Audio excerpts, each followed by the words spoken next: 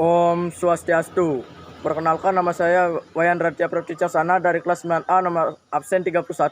Di sini saya akan menjelaskan lari estafet. Pengertian lari estafet. Lari sambung atau lari estafet adalah salah satu lomba lari pada perlombaan atletik yang dilaksanakan secara bergantian atau berhenti. Start yang digunakan dalam lari bersambung adalah untuk pelari pertama menggunakan start jongkok, sedangkan untuk pelari kedua, ketiga, dan pelari yang keempat menggunakan start melayang. Jarak lari bersambung yang sering diperlombakan melakukan atletik baik untuk putra maupun putri adalah 4 kali 100 meter atau 4 kali 100 meter. Dalam melakukan lari sambung bukan teknik yang diperlukan, tetapi pemberian dan penerimaan tongkat di zona atau daerah pergantian serta penyesuaian jarak dan kecepatan dari setiap pelari. 2.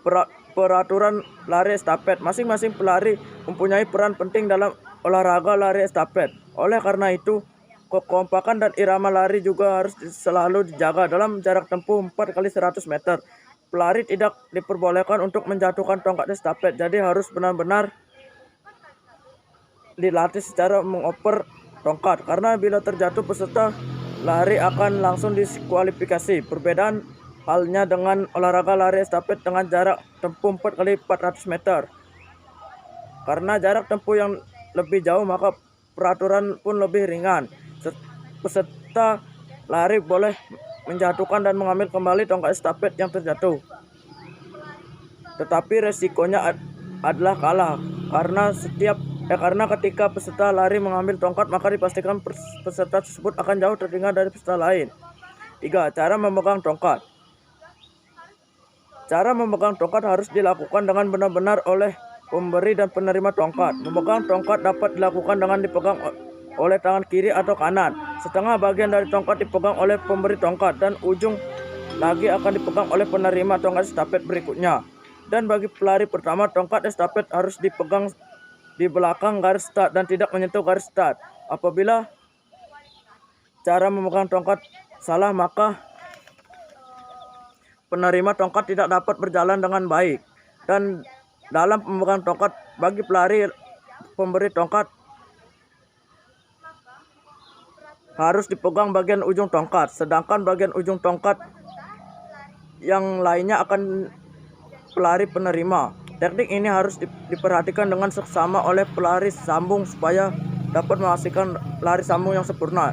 Cara pergantian tongkat. Tempat pergantian tongkat dalam lari estafet juga disebut whistle zone. Panjang tempat pergantian tongkat dilakukan dalam jarak 20 meter, sedangkan pergantian tongkat pada dilakukan dengan dua cara, yaitu melihat visual dan tidak melihat non-visual. Pergantian tongkat dengan cara melihat visual. Cara ini dilakukan oleh pelari penerima pada saat menerima tongkat dengan cara melihat ke belakang, menengok pada pemberi tongkat. Pelari yang menerima tongkat melakukannya dengan berlari sambil menolehkan kepala untuk melihat tongkat yang diberikan oleh pelari sebelumnya. Penerima tongkat dengan cara melihat biasanya dilakukan pada nomor 4 kali 400 meter. Pergantian tongkat dengan cara tidak melihat, non-visual.